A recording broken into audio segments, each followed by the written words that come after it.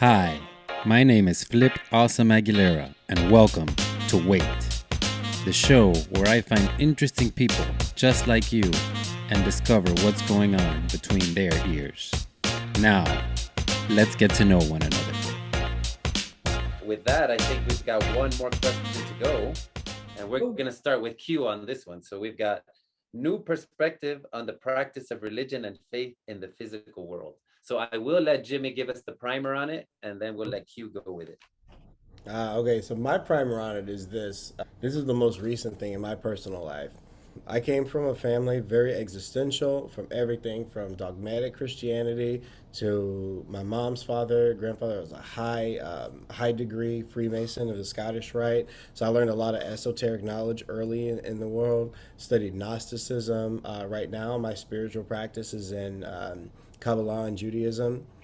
And I saw something actually literally yesterday from the minister, Louis Farrakhan. He said, I'm a Muslim and a Christian. He was like, no, because what we do is not about a religion. It's about the truth. It's about, these concepts and law. With one of my friends that I've worked with for a long time, Josh, he's also a musical artist. He's been following a lot of, I know you guys heard a lot of the original Hebrews as Africans, and he's saying these laws, this was given to us in the Torah. The concept of keeping Shabbat, keeping the Sabbath. In our Western world, let's say American society now, we're taught we work Monday through Friday and we have a weekend. So you got Saturday and Sunday. Personally, in my life, it has been a long time. Both of you guys know me with this. I'll work my ass off all week long and get bombed from Friday, Saturday, Sunday, hungover as shit on Monday, don't get the week really started until Tuesday. Until I started keeping Shabbat. So the first day of my week is Sunday, where I don't actually have to go to work in my principal corporate job. What's happened with that is, one, well, if you keep, like, let's say from the Torah in Genesis, God created the earth in 6 days and rested the seventh. So let's say if we're people that we follow that. Let's say we don't believe in it as religion, but just in the physical world.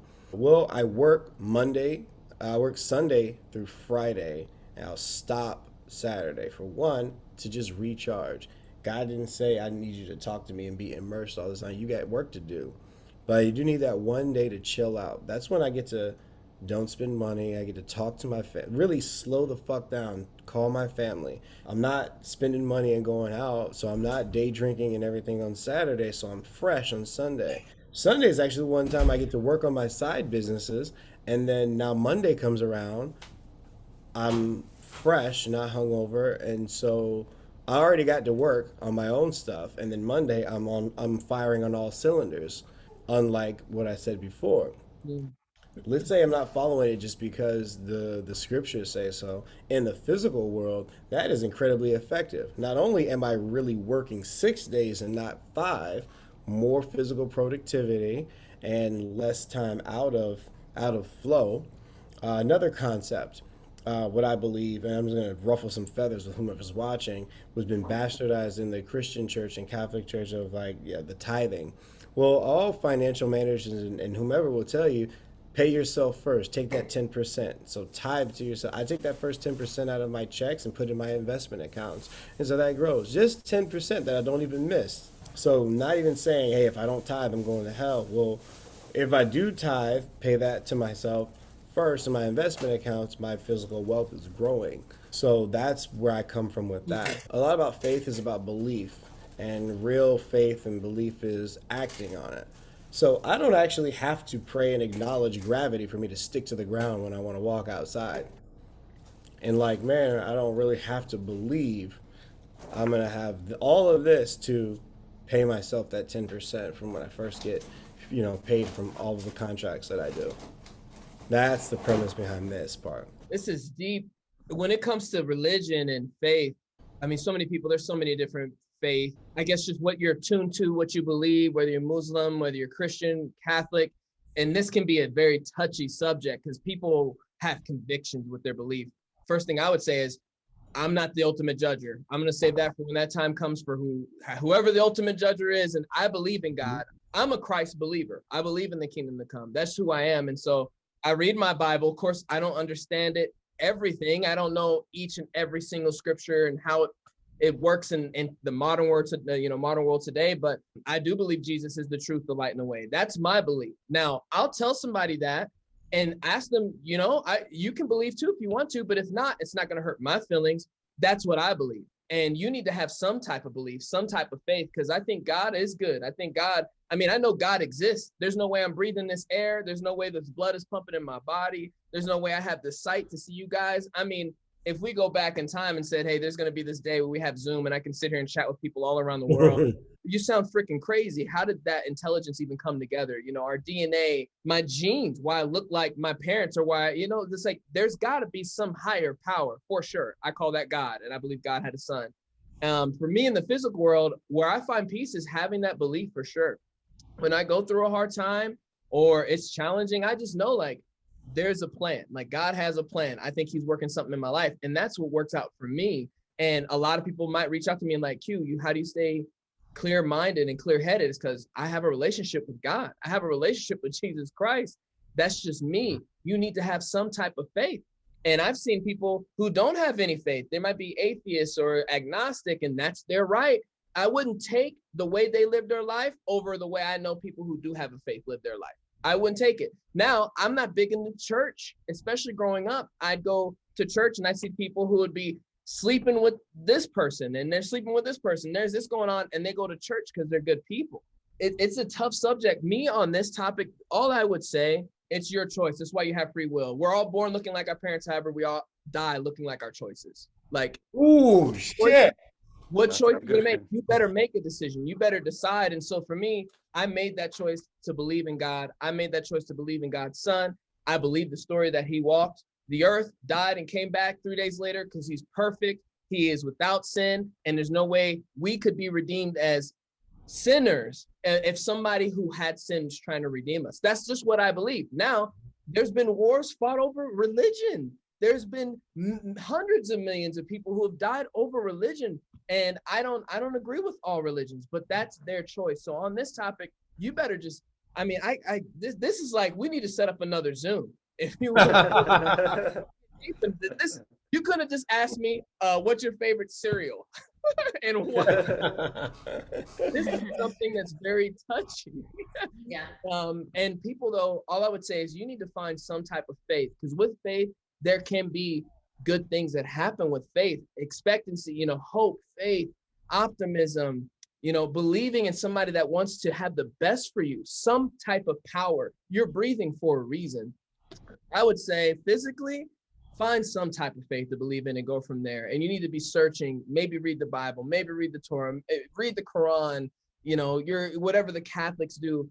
Just start somewhere and find a path. My life, Jesus is that path. And that's where I've gotten through some of my hardest times, man. And I wouldn't have the lifestyle I have today, or the friends, or the business, or these opportunities without God and Jesus in my life. So that's for me. And I've seen a lot of people that have had it really hard. They don't have a relationship with some type of faith, and hopefully they can find that. And I think it will manifest in their physical world in a much better way. The Israelite. Well, I'm going to be honest. I'm not so sure that I 100% grasp the prime or the specific question around religion. I can speak on it from my perspective in general, what I feel about it, but I don't know if there was something that I was missing in regards to what the question is that we're being asked about it. My thing that I was saying, the funny thing that I've noticed is, think of universal law. For example, let's go with Q's belief system and what works in his life. Romans 10:9 and 10. If you believe in your heart and you confess with your mouth that Jesus is Lord, you shall be saved. I have a certain feeling about, so I walked away from the Christian faith mostly because I grew up with a perpetual sense of condemnation. And this is the reason why when people invite me to church, I say, stop, I'm not coming, I can't do that. Because when I left the faith, I even prayed my last prayer in December of 2013. I said, God, I know your scripture. You say, if those who are called upon your purpose, I will come back. I'm gonna have to be like the prodigal son. I gotta leave you right now because my relationship with you makes me feel fucking insane. And my life has exploded in the most positive way, having left at least that practice, maybe not that thing. So let me just think of I would actually bet that your belief system is an absolute truth. And the same way that I say that I don't have to confess and acknowledge gravity for my feet to stick to the ground when I want to walk to Publix. In the same way, oh, maybe I don't need to try to win my salvation every day. Maybe it already just happened. I mean, just as gravity works.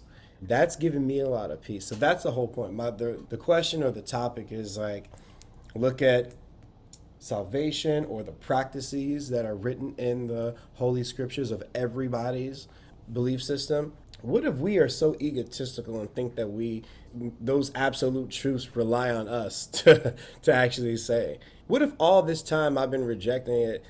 Jesus didn't say I had to earn my salvation every freaking day. What if, bro, I already did it. Go serve my people. Stop tripping.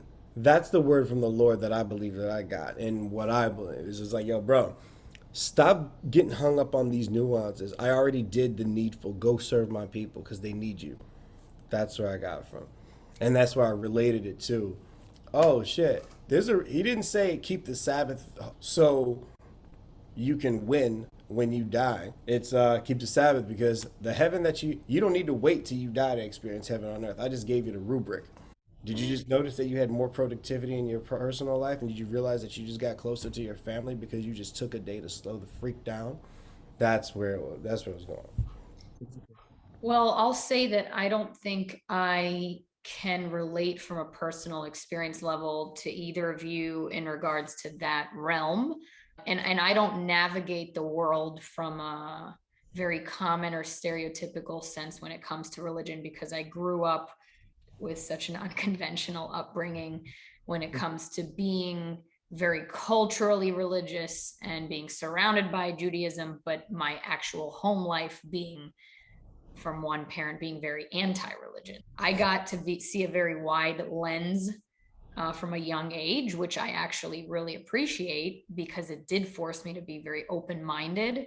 And the way that I view religion is that, just like what we spoke about earlier, is who do you listen to, or who should you worship? Taking what you can from whatever is efficient and beneficial to you is my thing. And although I'm not big on religion, I think one of the very things that makes my partner such a loving and patient partner is he tells me is growing up in the church. And although he might not still believe and practice, what he got from the church was the practice of kindness. And he presents that way to me and is very kind and loving and patient to me as a partner because of that upbringing. That goes along with, what do you take from the people around you? What do you take from your mentors? You don't have to take the whole concept or everything, but you can learn kindness from religion. You can learn whatever from psychology. You can take bits and pieces from things that work for you. And so I'm always open to hearing people that are very religious and listen from them. Oh, maybe I can borrow that from Jesus or whatever, or Moses or this and that, and take that and apply it to my life. But religion as a whole, I don't necessarily ascribe to one practice. Sure. All right. Yo, Flip, you've been moderating this whole thing, but I want to hear a lot of what you have to offer. Let's see here. So I have things. I grew up, as I told you, Richie Ray, Bobby Cruz, they became Christian late 70s, early 80s, and I grew up in that church. I would go to church Tuesdays, Thursdays, Fridays, twice on Sundays. And of course, there's the vigil group and the youth group and the this group and the that group. So I grew up very, very, very surrounded by the church. Now, I will still say that it is very unconventional, and that the pastors of the church would throw down straight out parties every time we were there. So I think that's why, again, salsa is such a huge part of my life, because I grew up around it. You know, dancing, you were allowed to dance in that church, maybe not with each other, but when you're throwing down a straight up descarga, you're gonna move. And it was encouraged to move for the Lord and dance for the Lord and do all these things for the Lord. I remember when I was about 14, 15 years old, I was on my way home. I was on my bike, and a dog started chasing me.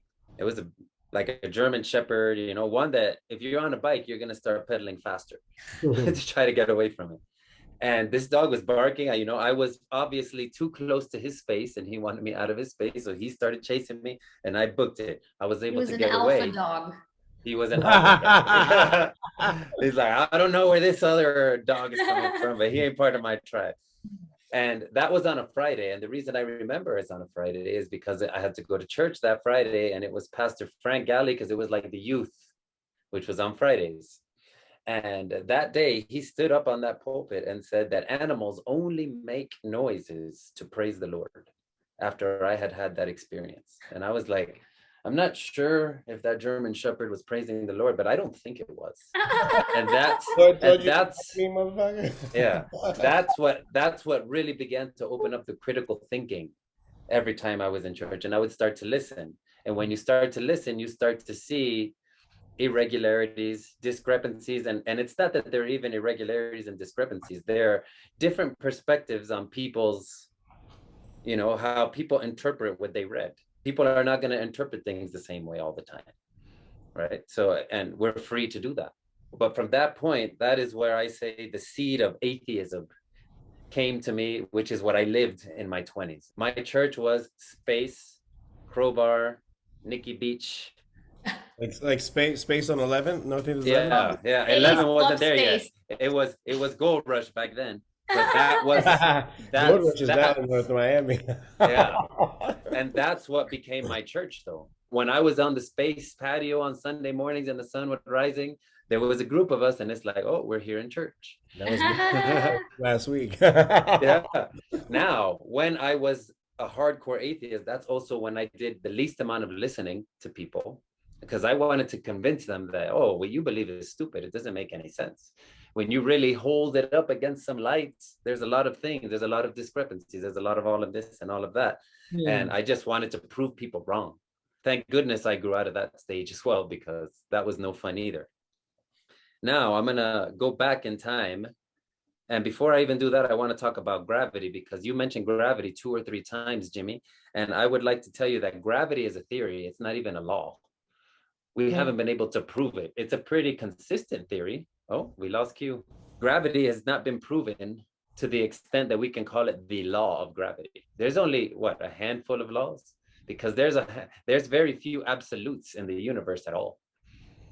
Right? Most things, I think, are an objective truth. There's very, very few absolute subjective truths. In university physics, everything that we actually call, we actually do call it a law of gravity, when it actually is clinically a theory.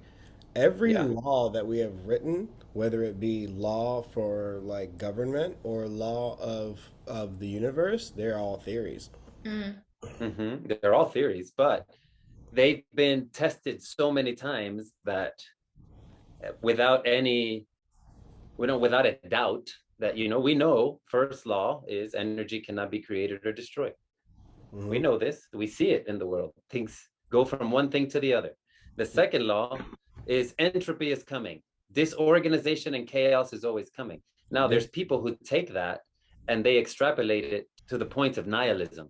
And they're like, nothing matters. Everything is stupid. It's all going to break apart. And what I try to tell people is, remember, you got to remember the third law. For every action, there's an opposite and equal reaction. So if chaos is coming, it's because organization needs to be there. If you can't have chaos without organization. So the only reason chaos is coming is because organization is coming too. Yep. Right. So those are the very few things that are laws. Everything else is something we think we know. Well, that's actually why they become postulates. So in Euclidean geometry, this is related back to gravity.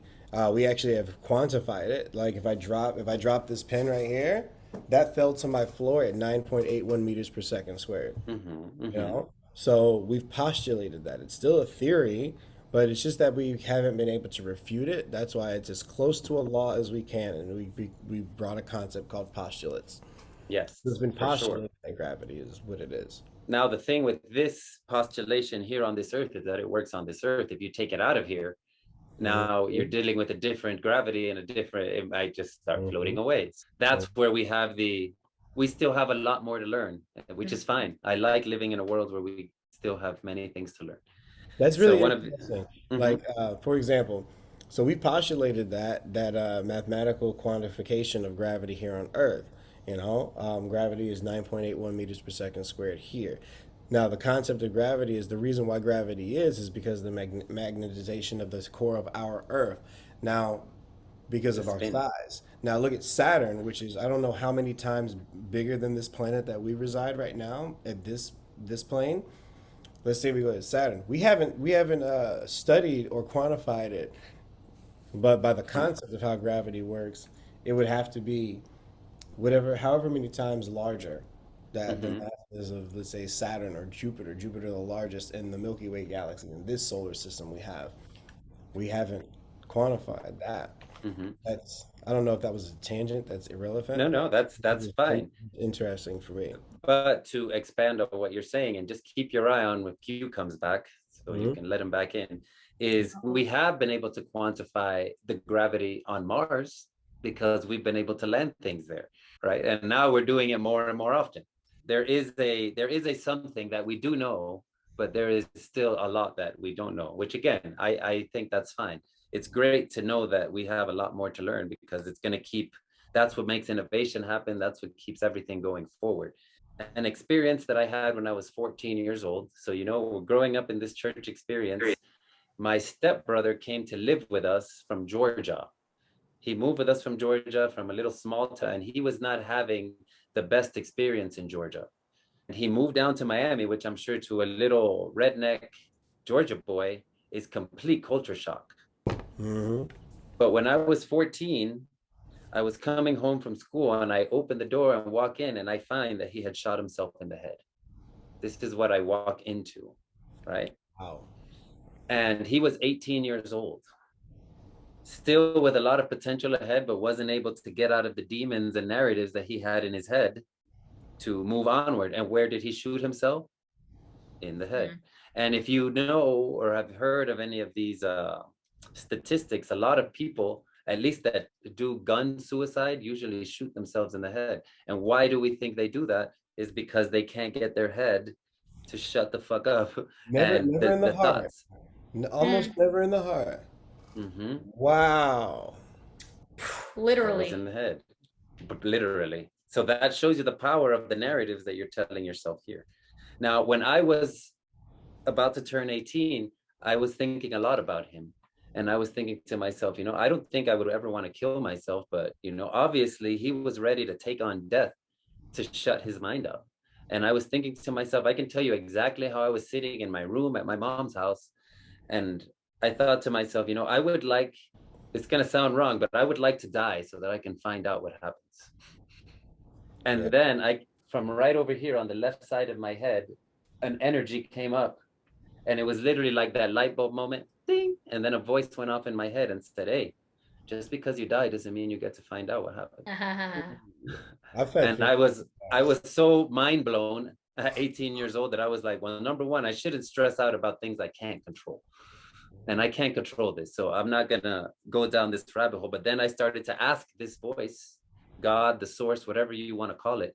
Well, then what is it that I'm supposed to do? If I'm never going to find out. And the voice said, you must learn how to save yourself. And then it followed it up by saying, you should teach as many other people how to do it as well. That's how you got purpose. Now, that is my experience. I can see how people will think, oh, that's crazy. You had voices and blah, blah, blah, blah, blah. But that is the experience that I had.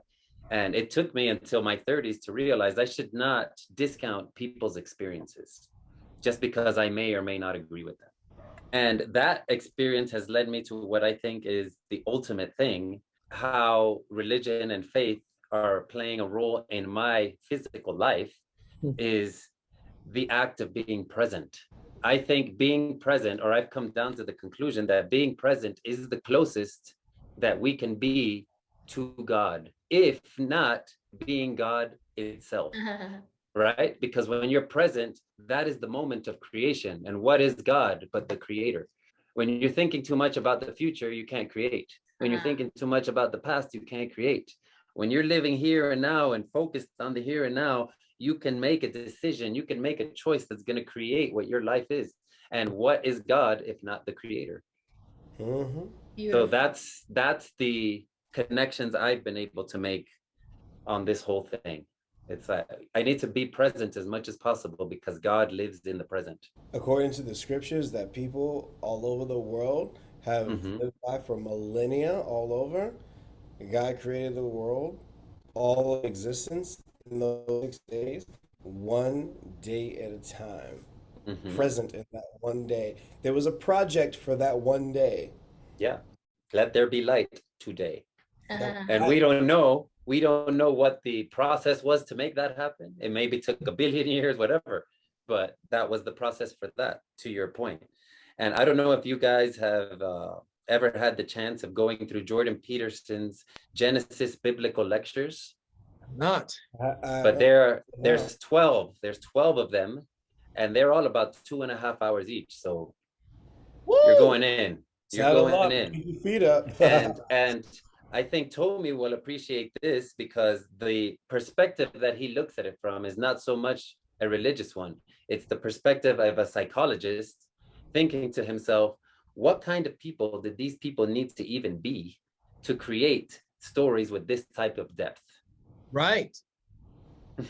Right? Exactly. I know And what I'm doing after we finish filming this. Jordan Peterson, he's a believer, isn't he? the what? He's a believer, isn't he? I In believe. Christ? He's always been he's his one of his famous answers is I don't know if God exists, but I'm gonna live like if he does. Ooh, that's Mhm. real faith right there in my model of the world.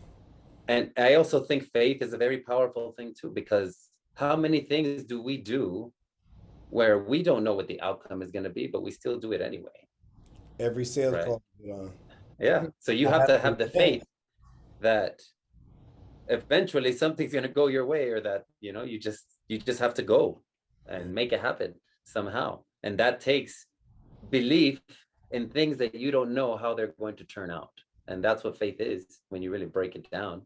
It's belief in the unknown. Mm. You don't know what's going to happen. So I think that's all I have for all my little notes here on this last one. Well, how about we start doing just some wrap ups on what we thought about this whole thing? And since we all want to be gentlemen, we'll let Tommy go first. So what was your feeling on how this went? What you took out of it? Tell us more about where we can find you. I really enjoyed it. I think it grounded me back to how much this has been missing in my life.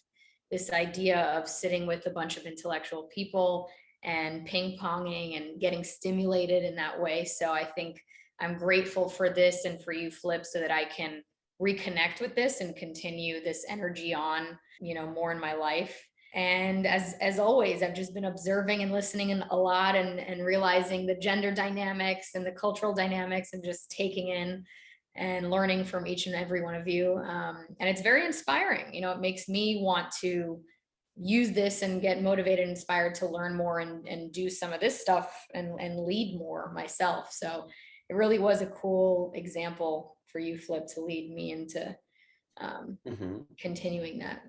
Where people can follow me, I'm on psychologytoday.com at Dr. Tom Bachar, Tom, last name Bachar.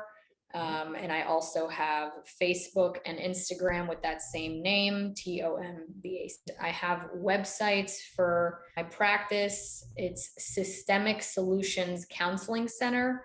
But you can also find that link in the Psychology Today profiles. Thanks for having me. Awesome. Of course. Q.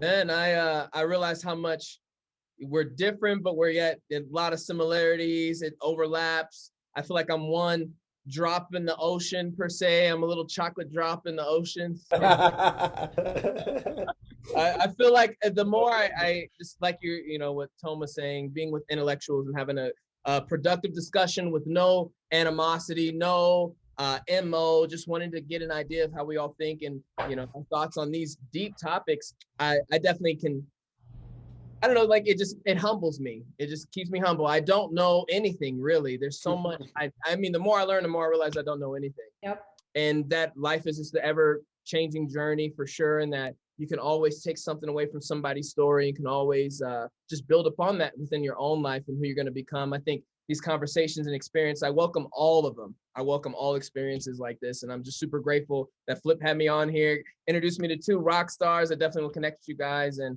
I think there's probably going to be more discussions to be had and hopefully some salsa dancing. So yeah, we got to get Q in on the salsa dancing. Oh, that's he's got all the talent. He just needs to cook it.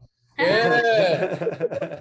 We need to do a jam session one day. Oh, for sure. We just did one on Friday a little bit. Yeah, we had some fun, man. We had some fun. People loved it. I can't wait to do that. You guys can follow me, and I mean, social media, definitely grab my contact information. But social media, it's under Quinton Blanche on Facebook, Quinton. Last name Blanche, as in display right here. And then my Instagram is Q Blanche. It's just like the way it is right here. And I definitely will connect with you guys. And our record label that we're starting, entertainment company, you can find our website at royaldominionentertainment.com. And it's biblical for us, really. We just want to take our gifts we've been given and do something great with that and produce artists. And of course, we're artists ourselves. So a lot of music to come. Hopefully I can bring some damn good R&B to the marketplace. And Are you on? Please, bro.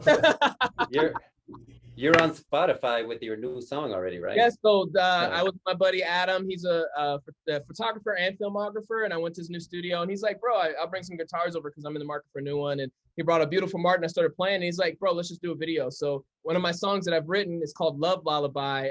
We just released that impromptu video. It's on Spotify. You can have it to your playlist. It's also on YouTube, and I can definitely shoot that to you guys. And yeah, just playing some guitar. And then we have more singles. I'm gonna release another one July 1st, I believe, and it's more of like a beachy dance song. So I'm excited about it. Hustle. I like the Hustle intro hard, of your baby. Love Lullaby. Thank you. That Love Lullaby is nice. Yeah, Mhm. we're So- gonna have that full recorded. That's the live acoustic version. Then we'll have a recording version soon too. Oh, I Just gotta remember, hear when that. Q's famous, only make him your role model for the things you like. You don't have to take it off. I would tell people, hey, look, be you, like be you. Like don't copy me, but hey, be the best version of you. That would be my inspiration as far as being famous. Be the best version of you. And Jimmy, you were the catalyst towards all these topics. And when you told me about it, you had a fire. You're like, I need to get together with a group of people and talk about these things. So thank you for lighting the fire to make this happen. And tell us more about where we can find you and what your thoughts were on this. I like to keep this and then my professional life completely separate. Only social media I really deal in now is with LinkedIn and with Instagram. So I guess Instagram, you find Shuffling Psychotherapist. I'll like type it so you can find, because I guess with my dance thing, I'm taking into more, I'm all about house, disco house and shuffling. So mixing that with salsa, that's like my new flavor. And just going to be a side project. So Shuffling Psychotherapist, you'll find on Instagram. And if you ever want to open up more dialogue, offer whatever you thought or felt about this, I want to talk to anybody. I really was passionate about doing this because I feel like I have a lot to say. I just don't want to. I guess maybe I needed to take that plunge, get out of obscurity, because maybe I have something to say that someone needs to hear, more importantly than what could screw up what I have professionally. So keep these apart. But Shuffling Psychotherapist on Instagram, you'll find that. Mm-hmm. Awesome. I'll talk to anybody. Just don't try to add me to your Forex team. I already have an investment portfolio. I'm good. Oh, man. I gotta send you a video, Jimmy. Maybe you've seen it on YouTube. It's this dude doing a whole freaking skit about getting somebody coming with Forex and what they're. Please send that shit to me. I'll send it to you. As for me, I thought this was amazing. I think you're all amazing people. I knew that there would be some good energy in this and that everybody is good communicators. Everybody's working on listening. And, I really just appreciate, Jimmy, you staying on me with this idea, because I think we did have not some nuggets, but we had some straight up handful of good nuggets that people can get out of this. So I hope that this is very valuable for the people out there. Let's see if we can get together for a few more of these, and we should try to do once a quarter at least. Yes. Oh, that'd be cool. And next time we all bring just one question each. Not once a month? Come on, bro. The world needs this. The world needs this. The world needs this. But my issue, and you guys could give me some counseling on this, is that I'm trying to do way too many things all at once. Your spread is thin as a Brooklyn style pizza. Yeah. It's memoirs, it's Nerd Night, it's Jiu-Jitsu, it's Sweat Nation, it's weight, it's a lot of things. So what I need is some sponsors so I can start to outsource all those things and keep it crisp and curry, as our Jamaican friends say. All right, so with that, we're going to wrap it up. We'll wrap it up with the way I like it to end. a lot of the things that are meetings, and that is that time and attention are the greatest gifts we can give to each other. So let's keep spreading more peace, love, and smiles. Oh, I thought you did the Soul Train thing. Dance. Do the dance. Do the dance. Oh.